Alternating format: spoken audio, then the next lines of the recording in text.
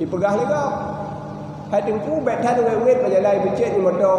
Idza jaa ajaluhum la yastakhiruna sa'atan wa la yastaqdimun. Ya gelem tu aja mati. Nyan hanjut.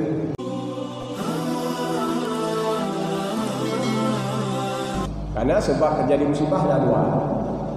Nah yang bersifat alam, nah yang bersifat janji Allah. Mati umpamanya, mati nak sebab. Tapi orangnya hanya kejadian mati hanya sebab. Mantum nak sebab mati. Tak ada yang tak ada sebab. Hanya ada depu sebab mungkin. Tengku pulin kamu ingat makan hu, yang kan hanya sebab. Sebab mati hanya depu. Hanya ada depu sebab. Tapi yang jelas mantum nak sebab.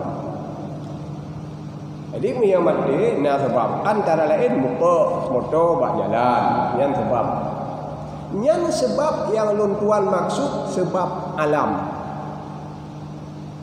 Motor hut icung tenggelam di laut, ini adalah sebab-sebab kematian yang bersifat alam. Dan nyo ya rakyat tak peduli kita nyo. Sedangkan kematiannya nak sabah tu sebab janji ilahi. Idza jaa ajaluhum la yastakhiruna sa'atan wa la yastaqdimun. Ini harus seimbang sebenarnya. Kan berarti dia nyobek tak peduli sebab-sebab dia bersifat alam, bukan demikian.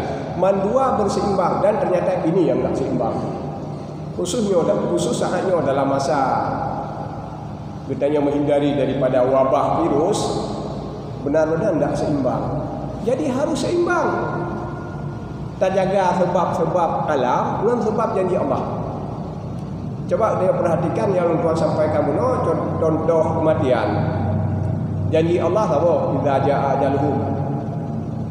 Apa tu sebab alam, umpamanya pecik motor. Nyo hanjut dengan hada seimbang. Tamat pada janji Allah sangat hanjut syit.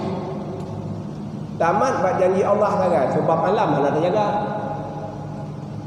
Ya Honda wing dari pada tengah jalan, dia hejak pada tengah jalan wet amlo. Makin berat iklat thoi motor makin berat wet. Dipegah lega. Hai tengku bet tan wet berjalan becet ni motor. Idza jaa ajaluhum la yastakhiruna sa'atan wa la yastaqdimun. Ya gelem tu aja mati. Nyan hanjut. Daik ujung kaya menancit. Iga bak peleput kaya udip ni mai dia bak peleput tu. Ada ku bet ni mah bak peleput tu meninggal. Hai dia golong tu aja mati. Hanjut tetap mati. Hanapun mumat bak ayat yang meninggal. Lebih-lebih hanjut dalam sebaliknya. God tak jaga sebab-sebab alam, hanya patih dia janji Allah. Tajak berjalan tak jaga, nak kena motor. Tu bak pesawat hanya ini ya tu urut yang tu jaga. Taduk tak gaya rumah. Tak jaga bekna sebab kematian.